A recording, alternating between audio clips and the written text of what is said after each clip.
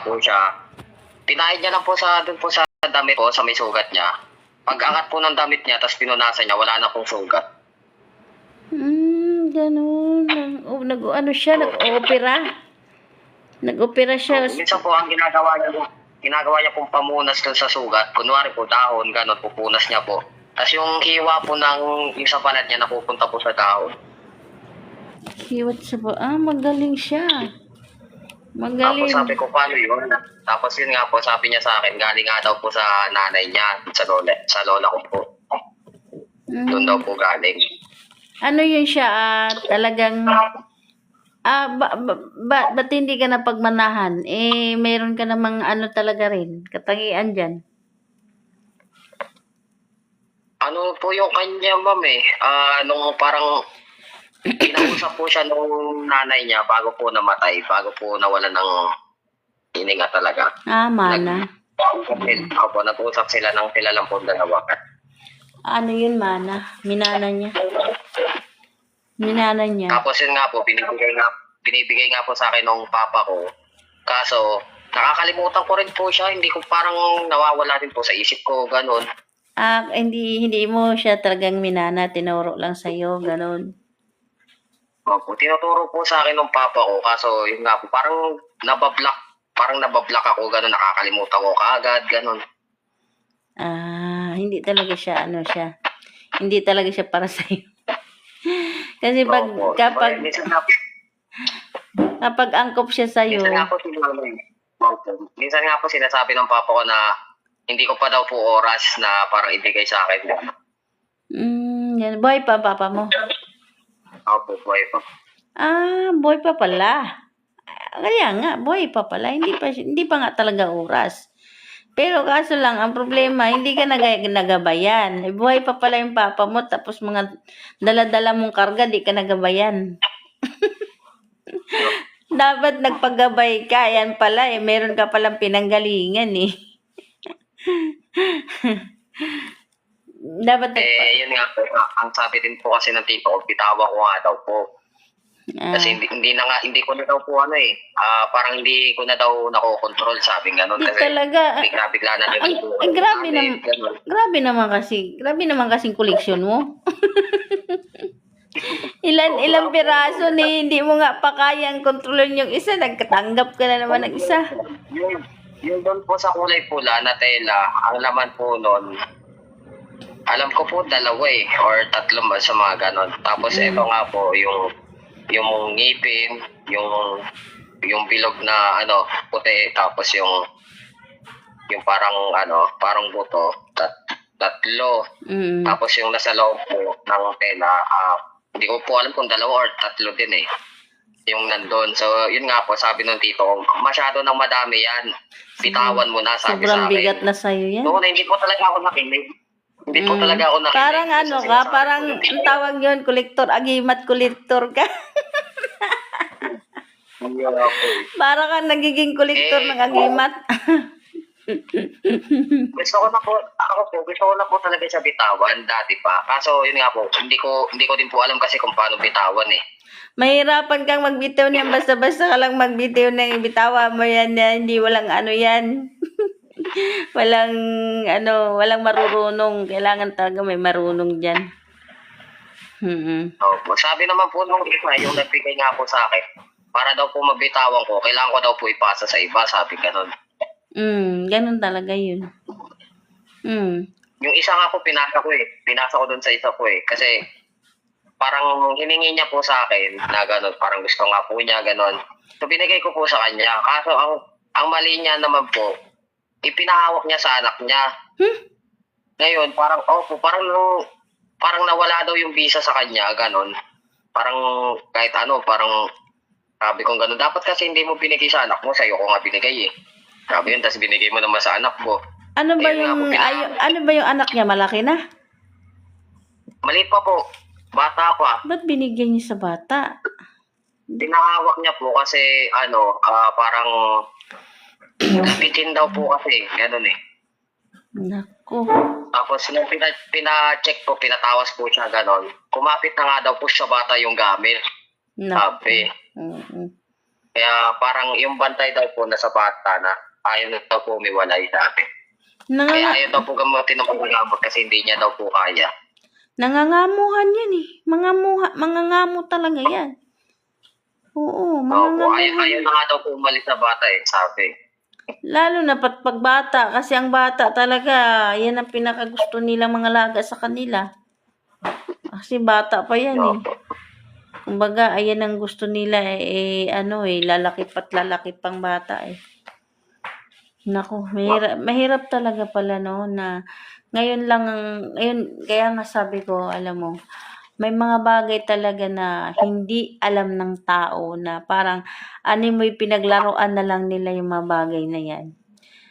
Ito lang talaga masasabi ko, ang mga ganyan is karga ng kalikasan yan. Mga kalikasan ang meron yan, mga karga yan, mga kalikasan. Kung bakit? Nagawa nga nilang tumira sa mga puno-puno na maliliit eh. Yan din, kinakargahan din nila yan. Kakarga din sila sa ganyan. Ngayon, kapag once na mga ilang taon ka na mga laga dyan, talagang na sa'yo yan. Kakarga yan sa'yo. Bibigat at bibigat ka. Ang problema lang yan, hindi mo kayang i-handle. Hindi mo kaya panghawakan, hindi mo kayang i-handle. 'Di ba? Ngayon nararamdaman mo talaga na may minsan pa naman yan, ang bigat talaga ng ulo mo. Bigat ng ulo. Lalo pagka kumarga. Nakita kong asa mata mo yung karga mo eh. Kanina. Nagbing-bling-bling. Sabi ko, ba't gumagalaw ang mata nito? Namamahay sa'yo. Diyan siya namamahay sa'yo. Kasi ang tao kinakargahan nila yan, diyan din sila nakatira eh. Tumitira sila sa tao. So, Ngayon nga po Ngayon nga po, bumibigat po talaga yung ulo ko ngayon. Andyan nga siya, nakita ko. Ayun madami kang karga eh. Dami ka ng karga. Ang problema lang sa karga mo, hindi mo kayang panghawakan. Nauna po kasi yan, ma'am, sa yun nga po sa kaibigan ko nga po, na isang babae nga po, ganon. Pag may nakakausap nga siyang babae, ganon, puro ulan talaga ang sagot ng babae sa kanya. So, ikaw naman naiganyo.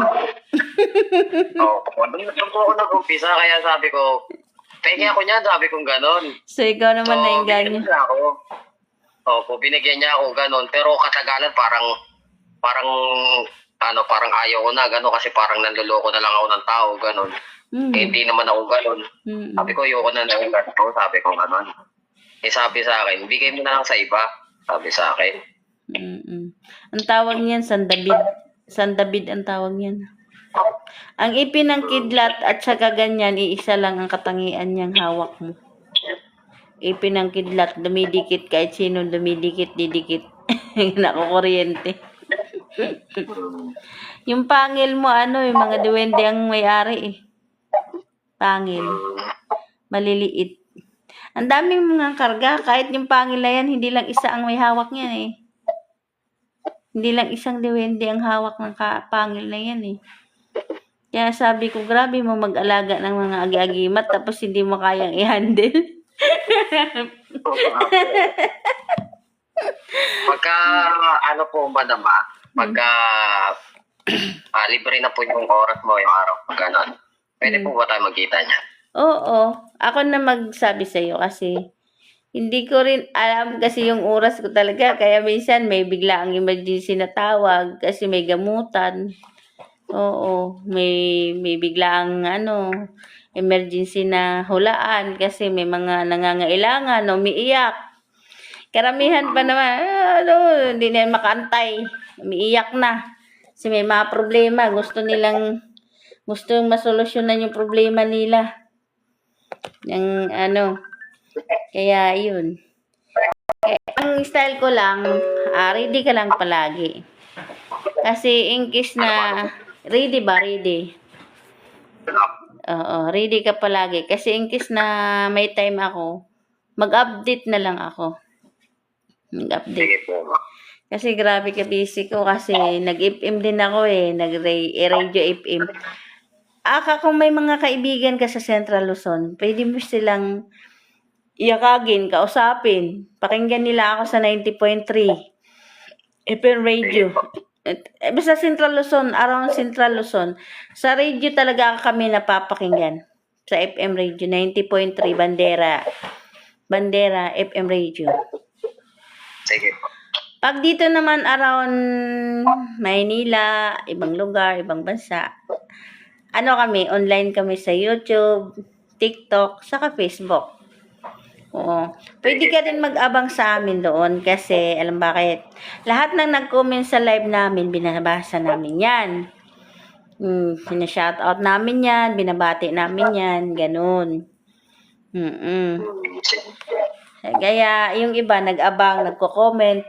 Kasi hindi namin dinididma yung mga nagko-comment eh.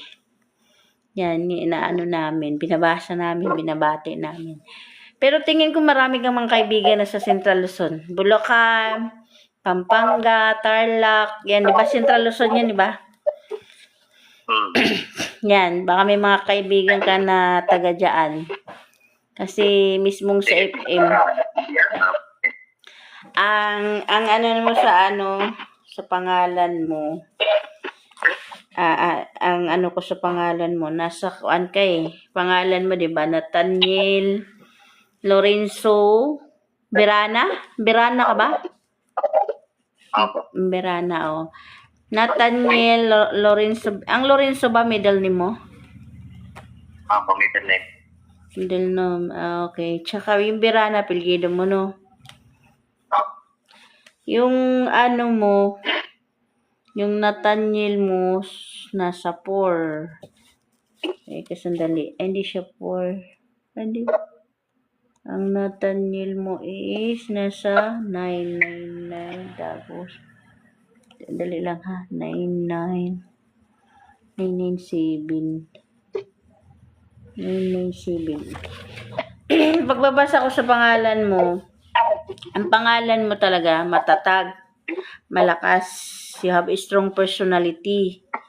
Yan ang maganda sa pangalan mo kasi bit-bit mo ang numero 9. Dali lang kay madilim naman yung cellphone ko. Dali lang. Yan. Bit-bit mo ang numero 9 sa iyong pangalan. Kaya matatag ka. Pero pag once na may kaalaman ka, wag mo siyang gamitin sa pagiging kasi likas na sa'yo yung minsan lumalaki ang ulo mo. Minsan lumalaki ulo mo kasi may bit-bit kang numero na matatag yung pinaka-high na number. Bit-bit mo kasi yung pinaka-high na number sa pangalan mo. So, ang aking payo lang para magtagal kayo sa relasyon about sa kahit sa ang larangan, pakikisama, ang pakiusap po lang sa'yo sa behavior mo, hanggat maaari, huwag kang lumaki ulo mo. Huwag na lumaki ang ulo mo. Kasi pag ito, pasukan mo sa paglalaki ng ulo mo, dihado masisira ang pagsasama nyo. Kunwari, pakikisama sa kaibigan, kapitbahay, kahit saan pakikisama, sa relationship, sa magjowa, iwasan mong lumaki ang ulo mo. Kasi yan ang makakasira sa sarili mo, ang paglaki ng ulo mo. Normal lang magiging matatag, matapang, malakas, yung strong personality, normal lang sa'yo kasi ang leadership na dala mo is yung personality mo is matatag talaga. Para kang pader na sinasandalan. You have a strong personality sa isang tao na you have a leadership. May mga ganyan kang katangian. Strong personality. Maging sa middle name mo, nasa strong personality ka rin. Nasa middle name mo, matatag ka talaga. Matatag. Kaya, sa totoo lang, kung mayroon kang, huwag ka nang mangumuhan. Mag-business ka na lang kung gusto mo. Kasi ikaw ay may numero yung swerte. Swerte ang numero mo eh. Numero mo swerte. Huwag ka nang mangamuhan. Kung gusto mo, magsarili ka na lang business. Magnegosyo ka na lang para mag-show up ka. Kasi sayang naman yung numero na bit-bit mo. Yung numero ng pangalan mo, sayang naman to kung di mo gamitin. Kasi napakaganda ng numero mo, 99. Napakaganda ng numero mo, be. Napakaganda ng numero mo. Kaya ang payo ko sa'yo, wag mo siyang sayangin sa pangangamuhan. Nagsasayang ka lang ng oras niyan eh. Sipin mo, 8 hours ka magtrabaho tapos nasa minimum lang. Diba? Parang sinayang mo lang yung oras mo dyan. Mag-business ka kasi maganda yung lucky charm, oh. Sipin mo, ilang 9 ang dala mo, oh. Pangalan mo, 9. Middle name mo, 9. O, diba? Lucky 9. Puro lucky 9 ka. Tapos, pagdating naman ng apelyido mo, ito ang dihado kasi 7. Pero walang problema siya, 7, kasi mga karga, mga nakadala sa kanya is 9. So, bawi lang. Tapos, the whole name mo, total is 5. Maganda pa rin yung 5 kasi matatag lahat eh. Matatag pangalan mo, matatag ang middle name mo. Tapos, the whole total number mo is 5. So, meaning to say, yung 5 na to, hindi to magiging failure. Kasi ang 5 kasi, success and failure yan eh. Hindi to magiging failure. Bakit? Matatag ang pangalan mo. Middle name mo matatag. O paano ka mahila sa failure, di ba? Kaya ang napapayo ko sa'yo about din sa love life mo, pag strong number ka kasi, stand out ka talaga, tatayo talaga ang mo. Ka talaga, aangat ka. Tataas ka talaga, angat ka talaga. Nasa pag-handle mo lang yan. Nasa pag-handle mo lang lahat. Kasi may mga numero na yung mga weak na numero. May mga numero na weak, yun ang dihado. Bakit?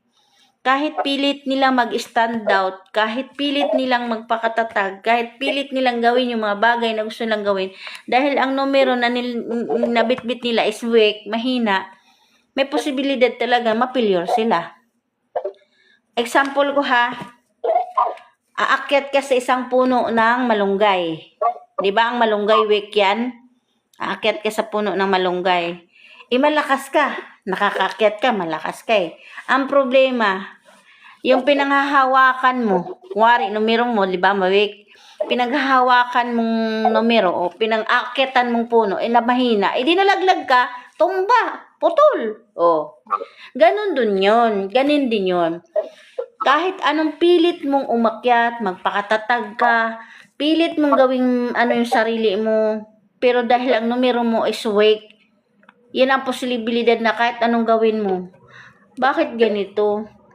Nagpapakapagod naman ako. Bakit ganito? Ginawa ko ng lahat pero hindi pa rin ako nagiging ginawa ko ng lahat pero hindi pa rin naangat. Hindi ba na-promote? Nagpapakapagod, lahat ginawa na, effort lahat ginawa na pero wala pa rin nangyari. Baka sakaling tingnan yung numero nyo, baka may problema ang bitbit yung numero. Kasi meron talagang kaugnayan dyan sa buhay nyo. Yung mga pangalan na bitbit nyo. Kasi kahit anong usad nyo, kahit anong gawin yung akyat, kung talagang numero nyo ay mahina, ibabagsak pa rin kayo ng karga, dala-dala yung numero. Pero ikaw kasi, alam mo ang kagandahan kasi sa'yo, matatag ang numero mo eh. Napakatatag ng numero mo. Konting sundot lang, konting effort lang, konting lang. May may mapupundar ka, may magagawa kang pundasyon. May sa'yo, may mararating ka. Bakit? Lucky ka eh. Sa pangalan mo lang, lucky ka eh, swerte ka eh. Sa apelyido mo, sa middle name mo, swerte ka. Lucky 9 ka o lucky 9, line 999. Puro strong. Diba? Kaya, wag mo sayangin itong numero mo kasi magiging walang silbi to, magiging walang kabuluhan to kapag hindi mo to gagamitin.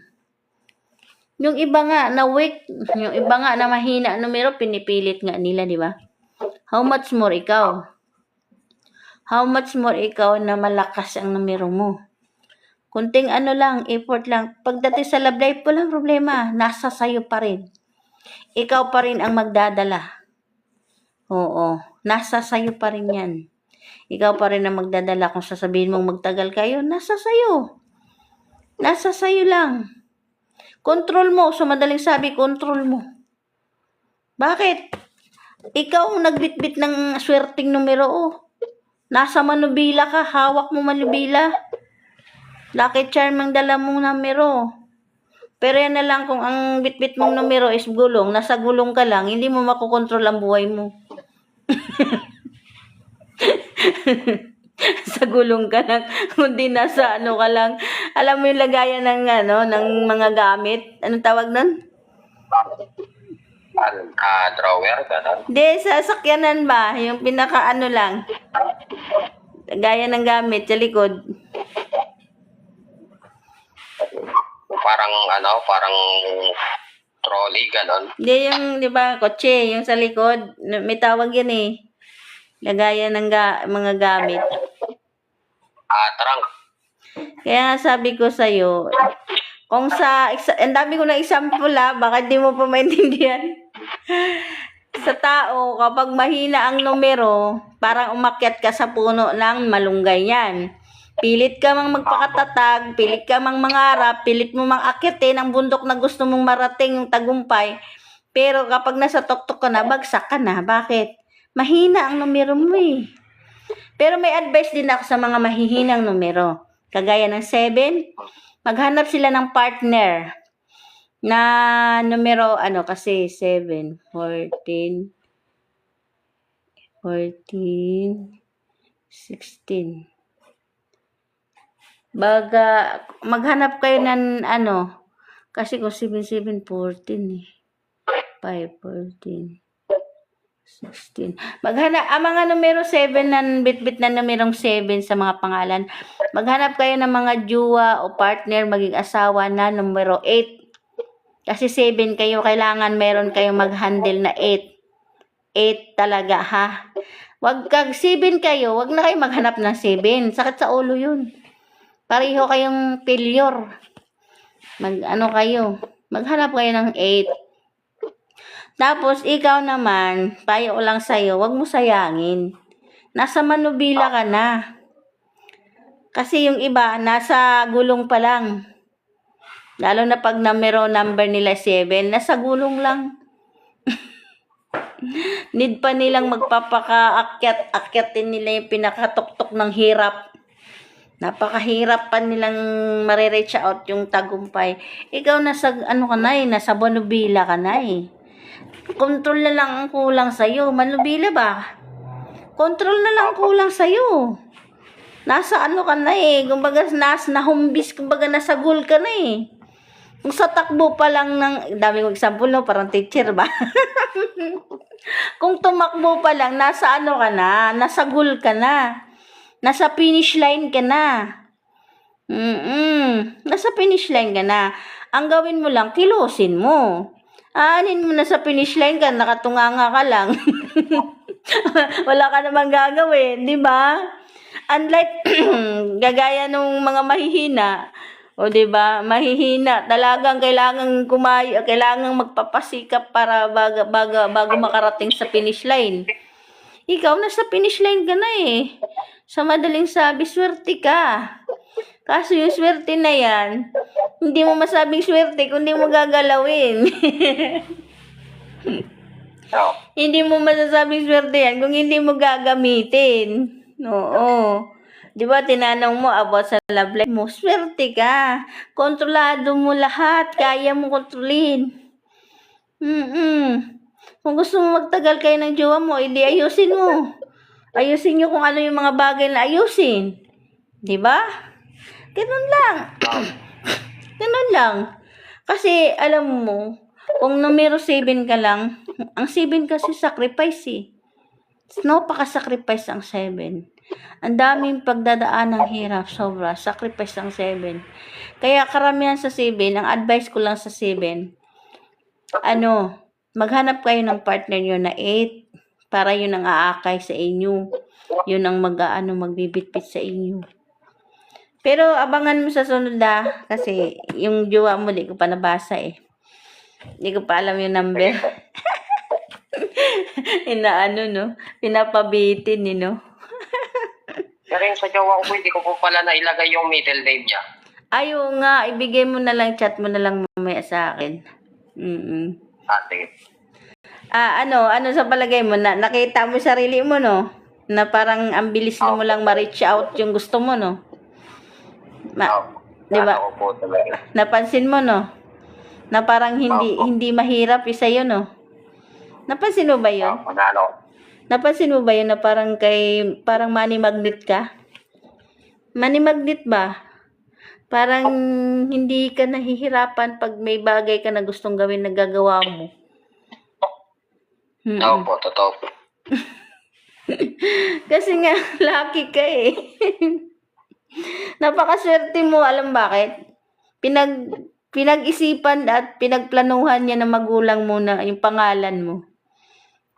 Alam mo kasi, minsan nasa magulang din yan eh. Yung halatira lang, basta lang. Oh, ang kawawa, mga anak. Nagbitbit ng mga week na numero. Kaya nga madalas pinayo ko sa live ko. Nakap kayo, pag mag-anak pa lang kayo, planuhin nyo ng maayos yung mga anak nyo.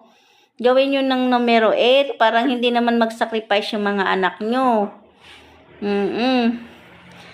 Yung magbubuntis pa lang, mag-anak pa lang, gagawa pa ng mga pangalan ng anak, lumapit na kayo sa akin. Anuhin natin yung numero ng anak nyo kasi kawawa, pagdating ng araw yan ang mag-sacrifice. Malaking pakinabang sa atin ng pangalan, kung alam nyo lang. Malaki ang pakinabang sa buhay natin, ang pangalan natin. Yung routine ng buhay natin nakasalalay kung ano ang pangalan na may dala-dala natin. Kasi yun ang nakatatak sa pagkatao natin eh, yung pangalan natin. Yun talaga. Kaya minsan kawawa yung mga bata na basta lang pinangalanan pero hindi nila alam na nagbitbit na pala ng numero 7. Okay lang naman si God, 7 na, sabi nila si God, ano. Si God yun eh, hindi naman tayo Panginoon eh. Si God kayang maging number 7. Pwede si God maging number 7 kasi walang imposible kay God. Sandali lang kay God mag-anon. Ako, ano lang yan ni God, naghirap siya sa ano lang yan. Madali namang baguhin na agad ang ano. Kaya nga lang mga tao, huwag nang gayahin yung numero ni God. Sabi kasi nila, attach sila sa number 7 kasi numero daw ni God, Jesus. Hindi dahil si God eh. Huwag kayo magpag-sacrifice sa numero nyo. Kung may 7 kayo, bibingwit kayo ng 8 para magiging pader nyo yung 8. Magiging pader nyo yung 8. At saka yung mga anak nyo, may mga ano din yan, ang mga pangalan din yan, magugulat ka. Merong hindi magkasundong magkapatid. Tapos merong nagtataasan ng mga pride, mga ugali. Kasi, yun, depende sa nagdadala sa pangalan nila, sa numerong nagdadala nila.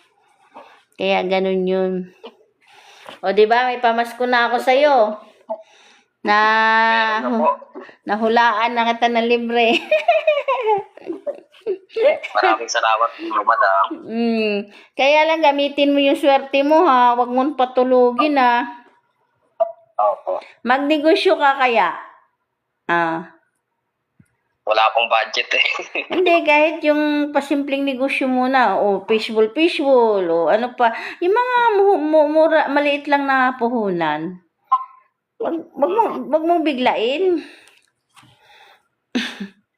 Wag mong biglain. Oo. Magnegosyo ka, wag ka nang magpagamit sa oras mo. Sayang eh. Gamitin ng oras mo, halagang magkano lang ngayon? 6:40 ba? Oh, sa 6:40, 8 hours na. Di ba? Gagamitin yung oras mo, 6:40. 8 hours gagamitin. Napakasayang. Naman ko pa rin yan, ma'am, dati sa tindahan nga ako ng lola ko. Pagka sila bantay, gano'n, minsan sa isang araw na kinikita nila 1,000. Minsan, pinamababa nila 700 eh. Tapos nung, one time, bali parang ako yung pinagbantay nila, gano'n, kasi umalis sila. Ang isang araw ko, ma'am, na ang nabenta ko, umabot ako ng 3K, 4K, gano'n. Ngayon, nakita mo na. Nakita mo na yung sinabi ko. Di ba? Akala ko dati, parang swerte yan lang, gano'n. Hindi. Swerte ka. Kaya nga sabi ko sa'yo, yung pagiging swerte mo, wag mong ipagamit sa iba. Na imbis magiging empleyado ka, gumawa ka ng sarili mo. Magiging businessman ka para magamit mo yung swerte mo sa sarili mong kita. Mm-mm. Yung mga sinasabi ko, alalahanin mo, i-recall mo. I-recall mo, may mas something maalala ka, talagang swerte ka. Napakaswerte mo. Kaso lang, Tatandaan ko po. napakaswerte mo. Kaya kailangan mong wag kang magpagamit ng, wag kang maging empleyado ba, ganun. Kasi isipin mo, empleyado ngayon, magkano lang? 640? Diba? Tapos 640, tapos 8 hours na. No, 8 hours po. O, diba? Napakalugi mo. Napakalugi mo. Tapos yung 640 ba, bawasan pang merienda. Bawasan pa pamasahe. Magkano na lang matira? O, diba? May may tanghalian pa. O. Kaya nga minsan sabi ko, di ba nila naisip yun? Ano na lang matira dyan sa sahod, no? Bakamport pamasahe. Bas babaunan pa. May meriendahan pa. Ano na lang matira? Kaya nga, no? Kaya nga mas marami nga nag-grab ngayon eh. Kaysa magiging empleyado eh. Napansin mo yun? Yun nga din po, bala ko, parang lalamove ka. Malakas ang malamog ngayon, pinagkakaguluhan. Parang gusto ko nga rin po mag-try maglalamove eh. Oo, gawin mo. Maganda yung ganun. Wag mo lang gamitin yung sarili mo sa 8 hours na 640 lang. Nakakaloka yun. mas okay pa yan. Kasi depende yan sa dami, di ba? Pag dami kang nahatidan, nadami mong income din yan. Kaya nga sabi ko, mas nauso talaga yung mga ganyan kasi mas nakumikita sila kaysa yung mga agiging empleyado. Empleyado, pang binata lang yan. Hindi yan makabuhay ng pamilya. Kaya good luck sa buhay mo. Congrats. Maraming salamat po. Sige, matutulog na. Ay, Madam, tanong ko lang po pala. Yung eto po, okay lang po ba to na hinubad ko? Yung saan? Yung gamit po, tinanggal ko po sa katawan ko. Okay lang po. Okay lang muna kasi hindi mo naman pa siya control eh. Okay lang po natanggalin ko, ganun. Pag nagkita tayo, mayroon tayong dalawang option yan. Pwedeng turuan kita o pwedeng kunin ko. Depende na lang yan sa May iiwan ako dyan sa depende sa kaya mo. Titingnan ko kung ano ang kaya mo dyan. Titingnan ko kung anong compatible mo dyan. Sige po. Maraming salamat po, madam. Sige. Thank you. Bye-bye. Good night po. Sige.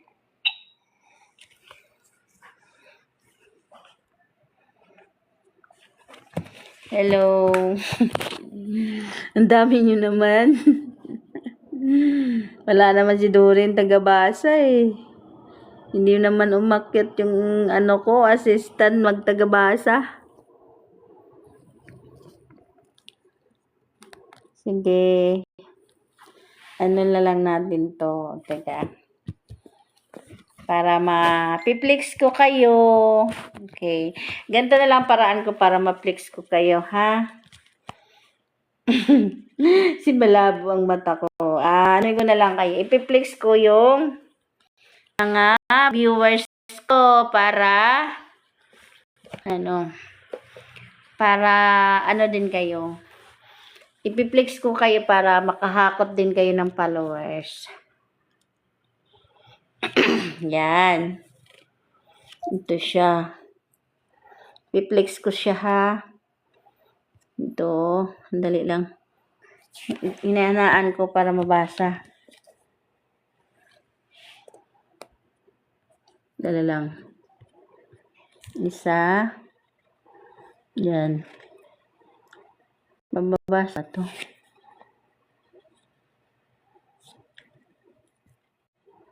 Doon. Yan. Yan. Tandahan lang. Binvideo ko na lang kayo ha para hindi naman maging sayang yung panood nyo. I-flex ko kayo. Tapos sa sunod na live, pag nabasa ko yung comment nyo, i-review ko, kayo naman ang huhulaan ko. Okay?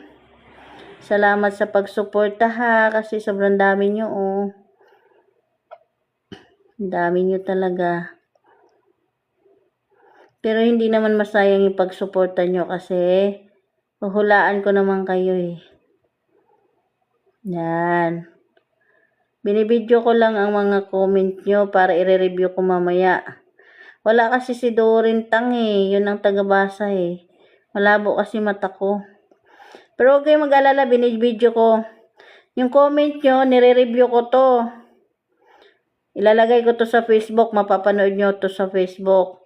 Tapos yung mga comment nyo, babasahin ko. Sa mga gusto magpahula, sa sunod na live, makikita nyo ko. Okay? Parang hindi na maubos-ubos ah. Okay. Thank you for watching. End muna tayo sa ating live ngayon. Abangan nyo yung sunod kong live ha, kasi kayo na naman ang huhulaan ko. Bye-bye. Bye-bye. Bye-bye. Bye-bye.